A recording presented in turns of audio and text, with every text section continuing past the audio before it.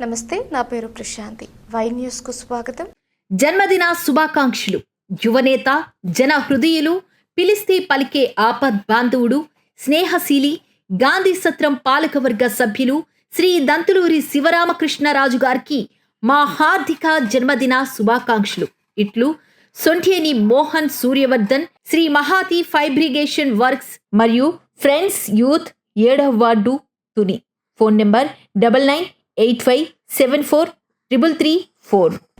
మత్తు వ్యసనాలకు దూరంగా ఉండి వికసిత భారత నిర్మాణంలో యువత భాగస్వాములు కావాలని ప్రభుత్వ విప్ ముమ్మిడివరం ఎమ్మెల్యే దాట్ల సుబ్బరాజు పిలుపునిచ్చారు. ఓం శాంతి చారిటీ బ్రహ్మకుమారీస్ ఆధ్వర్యంలో నిర్వహించిన నషాముక్తి యువ వికసిత భారత సంకల్ప అభియాన్ కార్యక్రమంలో ప్రభుత్వ విప్ ముమ్మిడివరం ఎమ్మెల్యే దాట్ల సుబ్బరాజు ముఖ్య అతిథిగా పాల్గొన్నారు. ఈ సందర్భంగా ఆయన మాట్లాడుతూ దేశ భవిష్యత్తు యువత చేతుల్లోనే ఉందని, డ్రగ్స్, మద్యం, పొగాకు వంటి మత్తు పదార్థాలకు యువత పూర్తిగా దూరంగా ఉండాలని పిలుపునిచ్చారు. విద్య, క్రీడలు, నైపుణ్యాభివృద్ధితో ముందుకు సాగుతూ వ్యసనాలకు దూరంగా ఉండే యువతే 2047 నాటికి వికసిత భారత నిర్మాణానికి బలమైన పునాది అవుతుందని పేర్కొన్నారు. అన్ని రంగాల్లో మన దేశాన్ని మొదటి దేశంగా తయారు చేయడానికి ఆయన కఠోరమైన నిర్ణయం తీసుకుని మన దేశవ్యాప్తంగా ఎన్నో మంచి కార్యక్రమాలు చేస్తున్నారు. దాంట్లో భాగంగా ఈరోజు వ్యసన రహిత అభియాన్ భారత్ అన్న కార్యక్రమం మన ముమ్మిడివరం బ్రహ్మకుమారీస్ ఆధ్వర్యంలో ఏర్పాటు చేసుకోవడం, వాళ్ళు ఏర్పాటు చేసినందుకు వారికి సిస్టర్స్ ఇద్దరికి కూడా ప్రత్యేకమైన అభినందనలు. మరి ఈ కార్యక్రమంలో పాల్పంచుకున్న మన ఇద్దరు డాక్టర్ గారికి, నరసింహరావు గారికి, సిఏ గారికి, అశోక్ గారికి, వివిధ ప్రజాప్రతినిధులకు, పాత్రికేయులకు పేరు పేరు నమస్కారం. పిల్లలందరికీ కూడా మా ఆశీస్సులు. మరి ఈరోజు చాలా సంతోషం, ఎందుకంటే చాలా మంచి కార్యక్రమం. మన యువతే మన శక్తి, మన భవిష్యత్. మరి అటువంటి యువత వ్యసనాలకి, జోదాలకి అలవాటు పడి చాలా ఇబ్బందికర పరిస్థితుల్లో చాలా కుటుంబాలు ఉన్నాయి.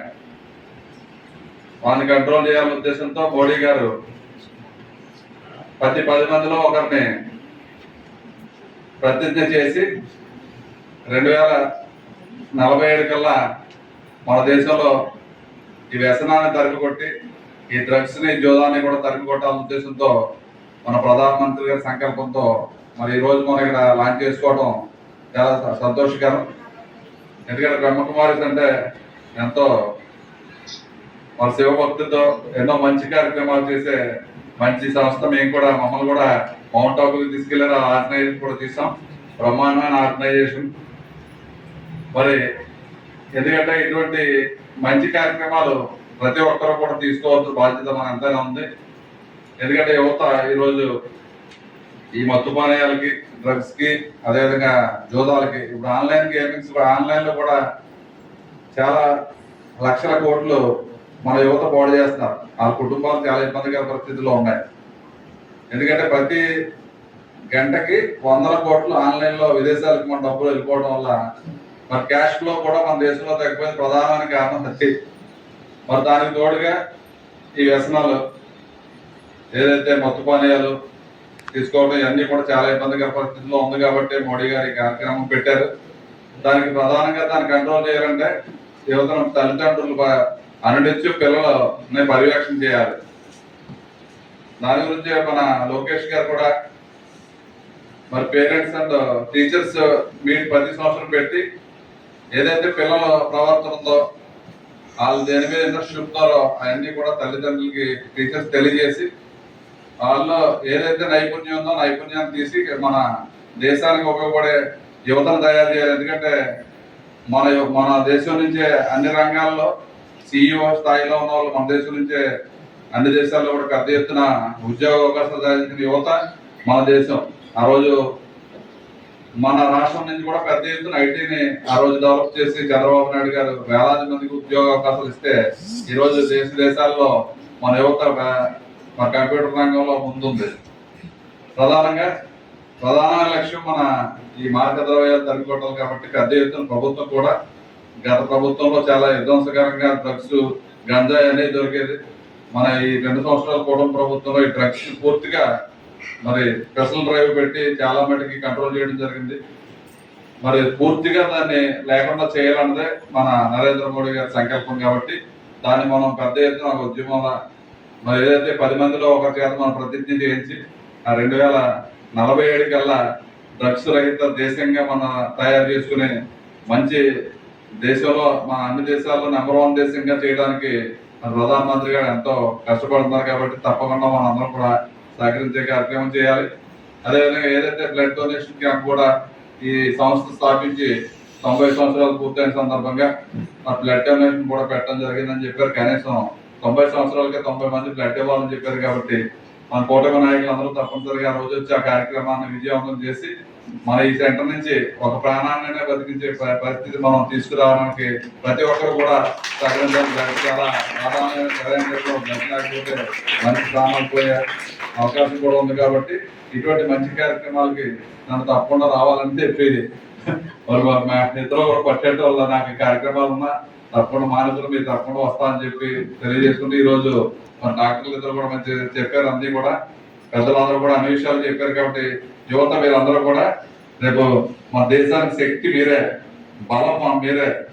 మరి మీరు అందరూ కూడా తప్పకుండా ఎటువంటి చెడ్డ అలవాట్లు చేసుకోకుండా మీరు ఏదైతే ఒక గోల్ పెట్టుకుని ఆ గోల్ సాధించే వరకు మీ తల్లిదండ్రులు ఎన్నో ఆశయాలతో మిమ్మల్ని చదివిస్తున్నారు కాబట్టి మీరందరూ కూడా పక్క చూపు చూడకుండా చదువు మీద శ్రద్ధ పెట్టి మరి మీరు అందరూ మంచి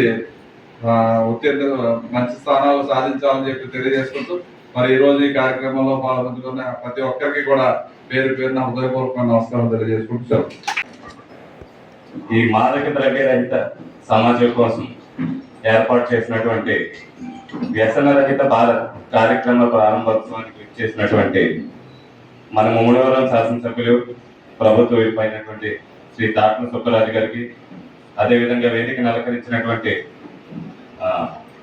మన చెల్లి అశోక్ గారికి, అలాగే నరసింహరావు గారికి, మరి డాక్టర్ గారికి, మరి ఈ కార్యక్రమాన్ని ఏర్పాటు చేసినటువంటి మన బ్రహ్మకుమారి సమాజం యాజమాన్యానికి, ఈ కార్యక్రమానికి విచ్చేసినటువంటి విద్యార్థులకు మరియు ఇతర పబ్లిక్ అండ్ మన పాత్రికేయులకు అందరికీ నా నమస్కారాలు తెలియజేసుకుంటున్నాను.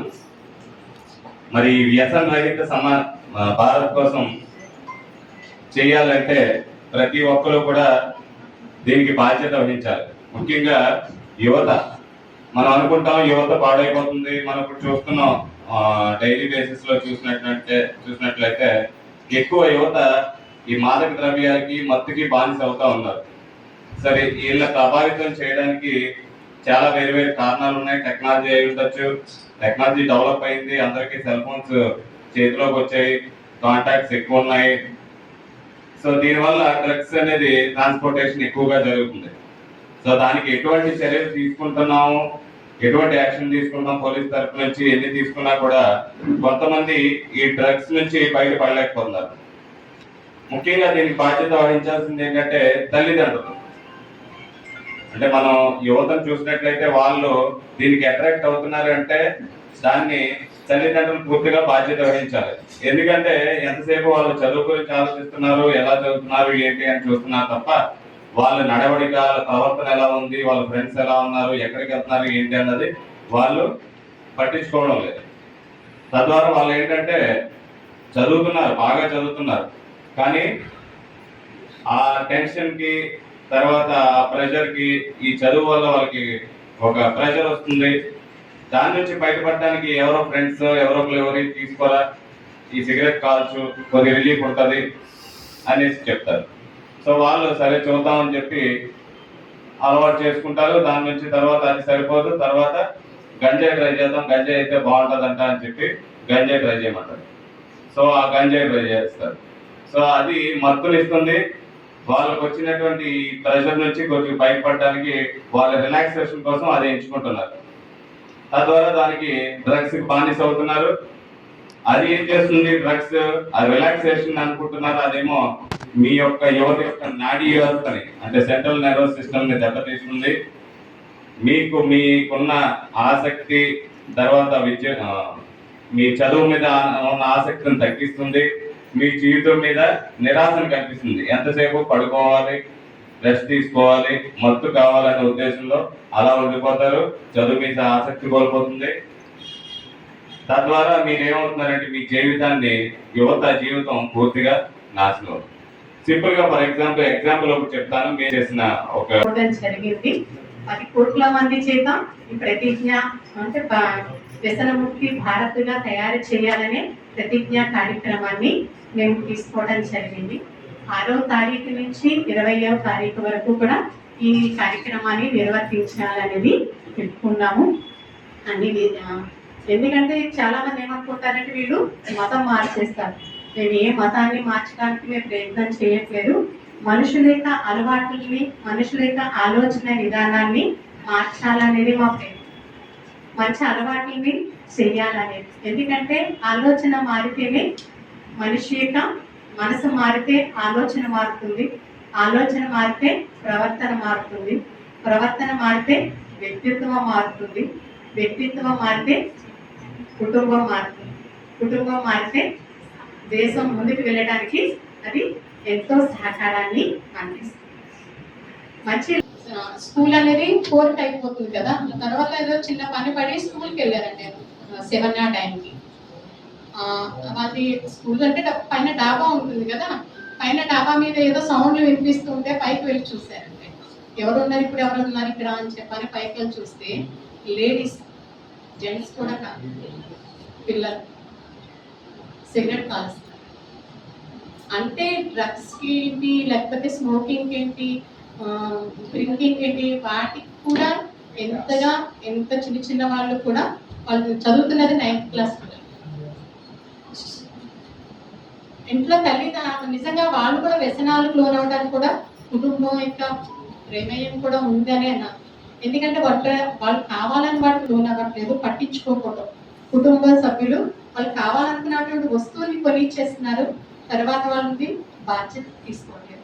This news sponsors by Shri Krishna enterprises. Railway station ఎదురుగా మా వద్ద అన్ని టీవీలు, ఏసీలు, ఫ్రిడ్జ్లు మరియు అన్ని రకాల ఫర్నిచర్ హోల్సేల్ ధరలకు అమ్మబడును. ఈ కృష్ణ ఎంటర్ప్రైజెస్ కు విచ్చేయండి. రైల్వే స్టేషన్ ఎదురుగా, main road, Tuni. Proprietor Tamarana Satyanarayana.